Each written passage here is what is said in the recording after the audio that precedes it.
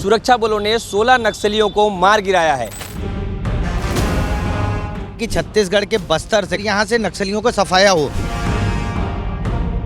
Sir, क्या रणनीति अपना रही है पुलिस जो लगातार सफलता हासिल कर रही है? इन्फॉर्मेशन बहुत तेजी से मिल रही है। आत्मसमर्पण नीति के तहत भी लगातार आत्मसमर्पण कर रहे हैं। अब एक बड़ा बदलाव देखने को मिल रहा है सुकमा में। क्या माना जा सकता है कि 2026 का जो टारगेट है मार्च 2026 का, ये अचीव हो रहा है? आप जब तक अपने संगठन में नए लोगों को नहीं जोड़ेंगे, आप आंदोलन को नहीं चला सकते।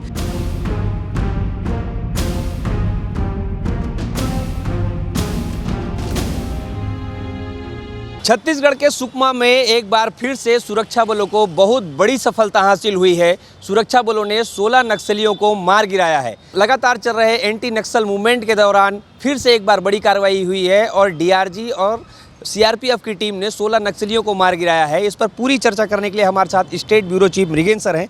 सर, बताइए कि पूरा मामला क्या है और कैसे ये सफलता हासिल हुई है? देखिए, आज सुबह जो है 1000 जवानों की टीम जंगल में गई थी। सुकमा के जंगल में ये इस बार का सबसे बड़ा ऑपरेशन है। 16 नक्सलियों के 100 अब तक बरामद हो गए और पुलिस दावा कर रही है कि कुछ और नक्सली जो है मारे गए हैं, उनके 100 भी आने वाले समय में, क्योंकि जवान अभी जंगल के अंदर हैं, बाहर निकल रहे हैं, कुछ 100 आ गए हैं, तो 1600 बरामद हो गए हैं और भी नक्सली मारे जाने की सूचना है। सर, क्या रणनीति अपना रही है पुलिस जो लगातार सफलता हासिल कर रही है? देखिए, डबल इंजन की जो सरकार है वो कुल मिलाकर ये चाहती है कि छत्तीसगढ़ के बस्तर से, खासतौर पे बस्तर से सुकमा, बीजापुर, दंतेवाड़ा, कांकेर, यहाँ से नक्सलियों को सफाया हो।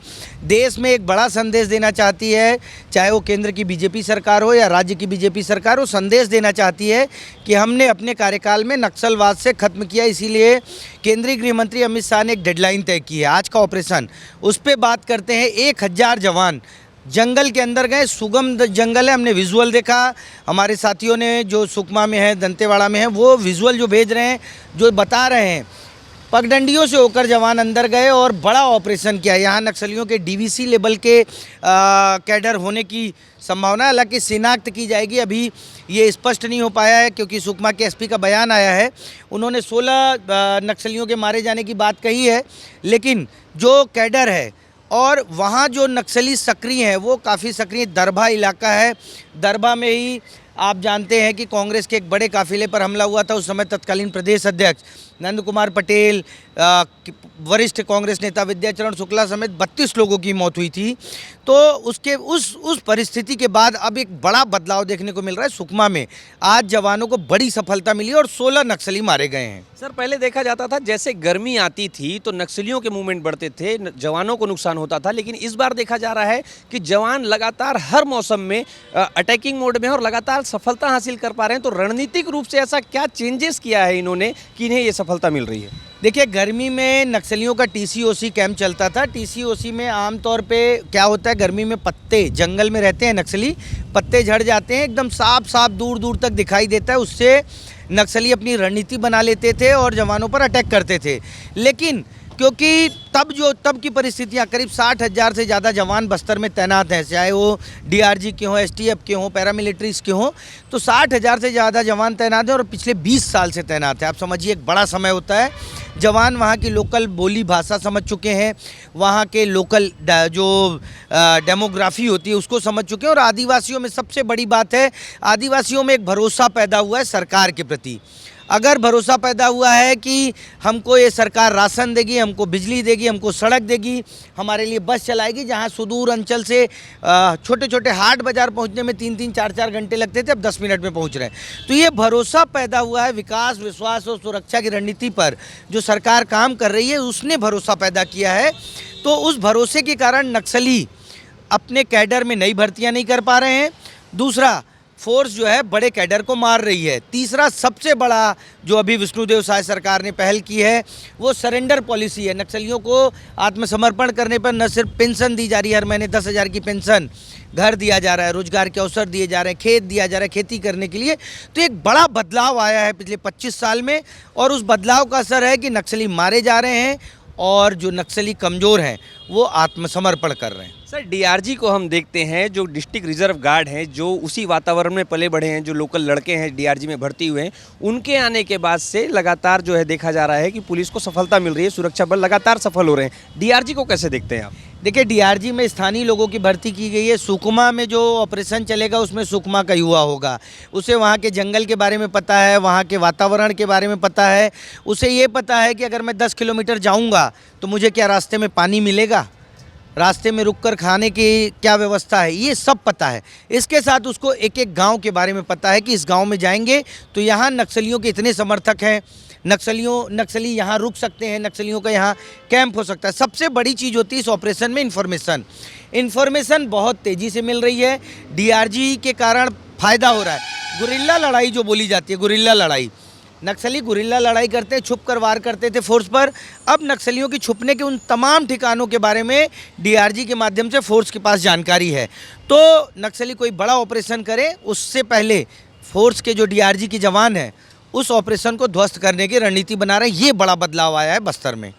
पुलिस में जो रणनीतिक बदलाव हुए हैं उसमें जहां हम एक तरफ डीआरजी की बात करते हैं, वहीं जितने भी सुदूर जिले हैं, चाहे सुकमा ले लीजिए, दंतेवाड़ा ले लीजिए, नारायणपुर या बीजापुर, जितने भी जिले हैं उसमें एकदम यंग लड़के जो एसपी बन के आए हुए हैं, उनका भी बहुत बड़ा योगदान है। और जो तालमेल है, एक तरफ सीनियर ऑफिसर हैं जैसे कि सुंदरराज पी हो गए, कमलोचन कश्यप हो गए, और एक तरफ ये युवा एसपी हैं। इन सब का जो तालमेल है, इससे भी एक दिख रहा है सिनेरियो जो बदला हुआ है। देखिए जो पुलिस है उसमें तालमेल बहुत ज़रूरी है। कई बार हमने देखा है कि आईजी और एसपी के बीच तकरार की स्थिति रहती है। बस्तर में बहुत बार ऐसा हुआ कि आईजी और एसपी के बीच विवाद हुआ और आईजी का ट्रांसफ़र हो गया या एसपी का ट्रांसफ़र हो गया। लेकिन बस्तर में जब से विष्णुदेव साय की सरकार आई है, एसपी के तबादले थड़ाथड़ नहीं हो रहे, खटाखट तबादले बंद हो गए हैं, समय दिया जा रहा है। एसपी अगर समय देंगे तो वहाँ की चीज़ों को समझते हैं अधिकारी और उसके बाद ऑपरेशन प्लान करते हैं। तो ये एक बड़ा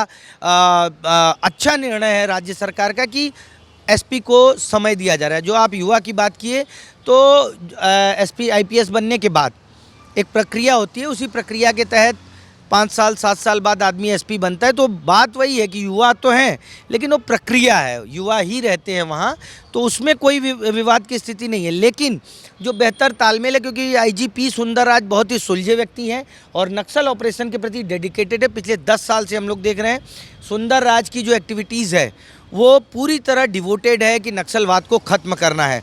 देश के इतिहास में जब नक्सलवाद के बारे में बड़ी चर्चाएं होंगी, आज से 10 साल बाद हो सकता है 2026 में जो डेडलाइन तय की गई है, अगर उस समय नक्सलवाद खत्म हो जाता है तो सुंदरराज की चर्चा अजीत डोभाल की तरह होगी, क्योंकि अजीत डोभाल ने जो काम किया है वही नक्सल ऑपरेशन में सुंदरराज ने किया है। तो ये बड़ी चीज़ है। सर कल नरेंद्र मोदी आ रहे हैं छत्तीसगढ़ के दौरे में और उससे पहले ये बहुत बड़ा सफलता हासिल हुई है पुलिस जवानों को, तो इसको कैसे देखते हैं? देखिए प्रधानमंत्री के दौरे का इस ऑपरेशन से कोई बहुत सीधा ताल्लुक नहीं है। ये संयोग है कि पीएम कल आ रहे हैं और आज बड़ा ऑपरेशन हुआ है, क्योंकि बस्तर में लगातार ऑपरेशन चल रहे हैं। एक ऑपरेशन नहीं हो रहा, वहाँ दर्जनों ऑपरेशन चल रहे हैं। 10,000 से ज़्यादा जवान जंगलों में अभी भी हैं। आपको कुछ घंटे बाद हो सकता है बीजापुर से सूचना आ जाए कि यहाँ सफलता मिल गई। ऑपरेशन लगातार चल रहे हैं, लेकिन प्रधानमंत्री के आने से पहले अगर इतने नक्सली मारे जाते हैं तो ये बड़ी चीज़ है, बड़ी सफलता है। और पीएम अपने भाषण में अगर कहते हैं कि ये बड़ी सफलता है तो जवानों का मनोबल बढ़ेगा और हो सकता है पीएम के भाषण के बाद और अच्छे ऑपरेशन हो और बड़े ऑपरेशन हो और ज़्यादा नक्सली मारे जाएं। सर लास्ट सवाल है कि लगातार नक्सली मारे जा रहे हैं, आत्मसमर्पण नीति आ गई है और आत्मसमर्पण नीति के तहत भी लगातार आत्मसमर्पण कर रहे हैं। ऐसे में जो नक्सल कैडर है वो लगातार कमज़ोर हो रहा है, तो क्या माना जा सकता है कि 2026 का जो टारगेट है मार्च 2026 का, ये अचीव हो रहा है? निसंदेह अचीव हो रहा है और बड़े नक्सली तो मारे जा रहे हैं, छोटे नक्सली भर्ती नहीं हो रहे हैं। एक तरह से नक्सलियों का जो संगठन है, आप जब तक अपने संगठन में नए लोगों को नहीं जोड़ेंगे आप आंदोलन को नहीं चला सकते। तो पुलिस और प्रशासन ने जो रणनीति अपनाई है कि नए नक्सलियों को भर्ती से रोकना, बाल संगम को रोकना, उनके मुखबिर सिस्टम को तोड़ना, आदिवासियों में भरोसा पैदा करना कि सरकार उनके साथ है, नक्सली नहीं है, विकास रोकने के लिए नक्सली बाधक है, शिक्षा, स्वास्थ्य, रोजगार, ये जो अवसर पैदा कर रही है वो बता रही है कि मार्च 2026 तक जो डेडलाइन तय की गई है उसमें बड़ी सफलता मिल सकती है। बिल्कुल, तो ये जो नक्सलियों के खिलाफ रणनीति बनी है, बाल संगम से लेकर जन मिलिशिया तक को टारगेट किया जा रहा है और पूरा आत्मसमर्पण नीति लाई गई है और लगातार नक्सलियों को पीछे ढकेला जा रहा है। तो अब ऐसा लग रहा है कि ये अचीव कर लिया जाएगा वो टारगेट जो गृह मंत्री अमित शाह ने किया है। और अभी भी मैं बात बता दूं आपको कि सुकमा के जंगल में जवान अभी भी लगातार ऑपरेशन कर रहे हैं। ये जो आंकड़े हैं 1600 जो बरामद हुए हैं, ये आंकड़े बढ़ सकते हैं। जो भी अपडेट होगा हम आपको लगातार बताते रहेंगे। कैमरा पर्सन मुकेश दरियाब के साथ सौरभ तिवारी, विस्तार न्यूज़, रायपुर।